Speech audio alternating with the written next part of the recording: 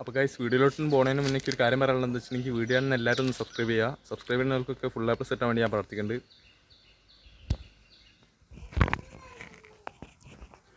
അപ്പോൾ ഗൈസ് ഇന്ന് ഞാൻ വന്നിട്ടുള്ളത് മാത്സ് എക്സാമിനെ കുറിച്ച് പറയാനാണ്. അതായത് SLCക്കാർക്ക് അധികം വീഡിയോസ് ഒന്നും ഇട്ടില്ല. പക്ഷേ മാത്സ് എക്സാമിന് അത്യാവശ്യം ഗ്യാപ്പും ഉണ്ട്. പിന്നെ എൻ്റെ കമൻസിനായിട്ട് കുറച്ച് ആൾക്കാർ കമൻറ്റ് ഇട്ടിരുന്നു മാത്സ് എക്സാമിൻ്റെ പറ്റിയൊന്ന് പറയാൻ. അപ്പോൾ ഞാൻ പറയുകയാണെങ്കിൽ മാത്സ് എക്സാമിന് അത്യാവശ്യം കുറച്ച് ദിവസം ഗ്യാപ്പ് തന്നെയാണ്. അത് പോരാത്തിന് അല്ലെങ്കിലും ഇപ്പോൾ കുറച്ച് ടഫാക്കിക്കൊണ്ട് നിൽക്കുകയാണ് എല്ലാ എക്സാമും. അപ്പോൾ അതിന് തന്നെ നിങ്ങൾക്ക് പ്രതീക്ഷിക്കാം, നമുക്കും +2കാർക്കും ഗ്യാപ്പ് ഇട്ടിന് പ്രതീക്ഷിക്കാം, ടഫാക്കുമെന്ന് പ്രതീക്ഷിക്കാം, നല്ല രീതിയിൽ പ്രതീക്ഷിക്കാം. അപ്പം എല്ലാവരും എന്താ ചെയ്യേണ്ടത് വെച്ചിട്ടുണ്ടെങ്കിൽ ഞാൻ ആദ്യം തൊട്ടേ പറഞ്ഞുതരാം. ഇപ്പം നിങ്ങൾക്ക് തീരെ മാത്സ് ഇഷ്ടമില്ലാത്തവളാണെങ്കിലും A+ മേടിക്കാൻ കഴിയും. അതായത് 10ാം ക്ലാസ്സൊന്നും ഒന്നുമില്ല, നിങ്ങൾക്ക് +2 എത്തുമ്പോൾ മനസ്സിലായിക്കോളും.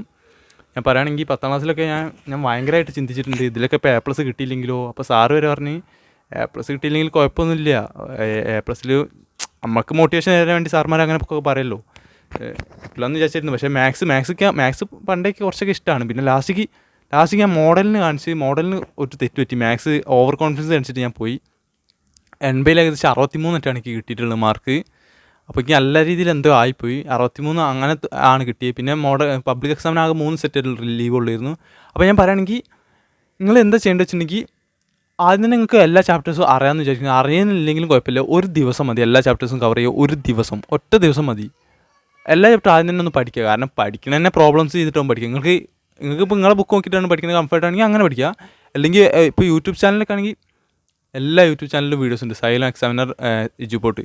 പണ്ടൊക്കെ ഞാൻ എക്സാമിനർ, എജുപോർട്ടും സൈലം 3 കാണലുണ്ടായിരുന്നു മാത്സിന്. അതിനെപ്പറ്റിയൊക്കെ ഞാൻ പറയാം.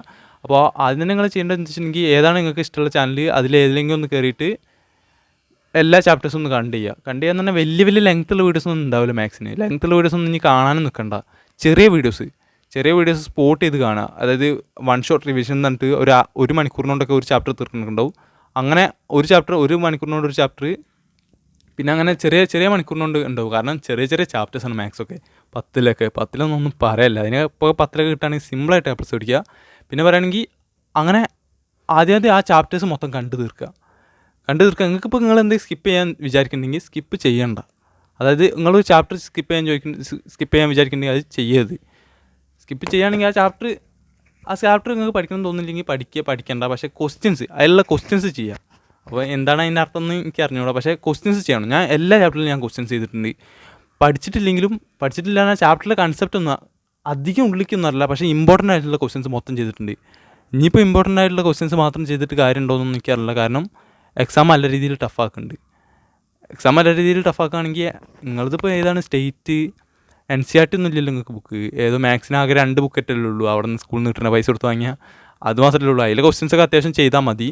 പിന്നെ ഒരു ദിവസം കൊണ്ട് ഫുള്ള് ചാപ്റ്റേഴ്സ് തീർക്കുക. പിന്നെ ഫുള്ള് ക്വസ്റ്റ്യൻസ് കാണുക. ഞാൻ എന്ന് പറഞ്ഞാൽ 3 ലൈവും 3 കാണില്ല. എജുപോർട്ട്, എക്സാമിനർ, സൈലും കണ്ടിരുന്നു. കാരണം എക്സാമിൻ്റെ തലേന്നൊക്കെ ഞാൻ ക്വസ്റ്റ്യൻസൊക്കെ 2x ഇടുക. 2x ഇട്ടിട്ട് നമ്മൾ ക്വസ്റ്റ്യൻസ് വരുമ്പോൾ അത് സ്റ്റോപ്പ് ചെയ്യുക. കിട്ടുന്നുണ്ടോ കിട്ടില്ല ഡോണ്ട് കെയർ, ചെയ്തിട്ട് നമുക്ക് കിട്ടില്ലെങ്കിൽ ഓണാക്കിയിട്ട് കാണാം. 2x ഇടണമെന്ന് ഞാൻ നിർബന്ധം പിടിക്കുന്നില്ല. 1.5x ഇട്ടാലും മതി. കാരണം ടൈമില്ലെങ്കിൽ അങ്ങനെയൊക്കെ ചെയ്യുക. കാരണം മാത്സിന് അത്യാവശ്യം ടൈം തന്നിട്ടുണ്ട്.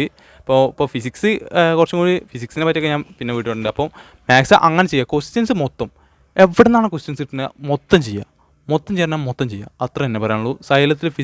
സൈലത്തിലും എക്സാമിനറിൽ, എജുപോർട്ടിൽ 3 ക്വസ്റ്റ്യൻസ് കയറി വെക്കുക. ഇപ്പോൾ മാത്സിൻ്റെ തലേദിവസത്തെ മാരത്തോണൊക്കെ ആണെങ്കിൽ ഫുള്ളൊന്നും കയറി വെക്കണ്ട, ഏതെങ്കിലും ഒന്നൊക്കെ കയറിയിട്ട് കണ്ടാൽ മതി. കാരണം ഫിസിക്സ്, കെമിസ്ട്രി ഒക്കെ ഇപ്പോൾ ലൈവ് കണ്ടിട്ടൊക്കെ കാര്യം നോക്കുകയാണെങ്കിൽ ഇപ്പോൾ അത്യാവശ്യം കാര്യമൊക്കെ ഉണ്ട്. +2ലൊന്നും അധികം ഇപ്പോൾ കാര്യമില്ല. കാരണം കുറേ ലെവൽ കൂടിയ ക്വസ്റ്റ്യൻസ് വരുന്നത്. പക്ഷേ 10ാം ക്ലാസ്സിൽ മാത്സിന് ലൈവ് കണ്ടിട്ട് കാര്യമുണ്ട്. കാരണം അതിൽ കുറേ ക്വസ്റ്റ്യൻസ് ഡിസ്കസ് ചെയ്യും. മാത്സിന് ക്വസ്റ്റ്യൻസ് തന്നെയാണ് വേണ്ടത്. അല്ലാതെ കുറേ കൺസെപ്റ്റ് അറിഞ്ഞിട്ട് വലിയ കാര്യമൊന്നുമില്ല. ക്വസ്റ്റ്യൻസിലൂടെ കൺസെപ്റ്റ് മനസ്സിലാക്കാനാണ് വേണ്ടത് മാത്സിനൊക്കെ. അപ്പോൾ നിങ്ങൾക്ക് കാര്യം പിടിയിട്ടുണ്ടാവും. മാക്സിമം ക്വസ്റ്റ്യൻസ് വർക്കൗട്ട് ചെയ്യുക. നിങ്ങൾക്കിപ്പോൾ ആ ചാപ്റ്റർ അറിയില്ലെങ്കിലും ചാപ്റ്റർ സ്കിപ്പ് ചെയ്യാൻ ഉദ്ദേശിക്കുകയാണെങ്കിലും ക്വസ്റ്റ്യൻസ് ചെയ്ത് നോക്കുക. അപ്പോൾ ആ ലൈവിൽ ഓല് പറയും ഇങ്ങനെയാണ് ചെയ്യേണ്ടത്, ഇങ്ങനെ. അപ്പോൾ നിങ്ങൾക്ക് അത് കത്തും. അതൊരു 2-3 വട്ടം കൂടി ചെയ്യാൻ 2-3 വട്ടം ആ ക്വസ്റ്റ്യൻസ് തന്നെ ചെയ്യേണ്ട. അതേമാതിരത്തെ ക്വസ്റ്റ്യൻസ് പിന്നെ നിങ്ങൾ കാണും. അപ്പോൾ അതൊക്കെ ഒന്ന് ചെയ്ത് നോക്കുക. അങ്ങനെ ചെയ്യുമ്പോൾ നിങ്ങൾക്ക് വിചാരിക്കും ഇത് പഠിക്കാത്ത ടോപ്പിക്കായിരുന്നു, ഇപ്പോൾ പഠിക്കാത്ത ടോപ്പിക്ക് വരെയൊക്കെ കിട്ടാൻ തുടങ്ങി. അപ്പോൾ തന്നെ നിങ്ങൾക്കൊരു കോൺഫിഡൻസ് വരും. പിന്നെ നിങ്ങൾ കുറേ ചാപ്റ്റർ പഠിച്ച് നിങ്ങൾക്ക് ആദ്യം ഒന്നും കിട്ടിയില്ല വെച്ചു ക്വസ്റ്റ്യൻസ് കിട്ടില്ലെങ്കിൽ കുഴപ്പമില്ല. അത് ആദ്യം കണ്ടിട്ട് ആദ്യം ലൈവ് പിന്നെ വീഡിയോ ഓണാക്കി കണ്ടിട്ട് ചെയ്യുക.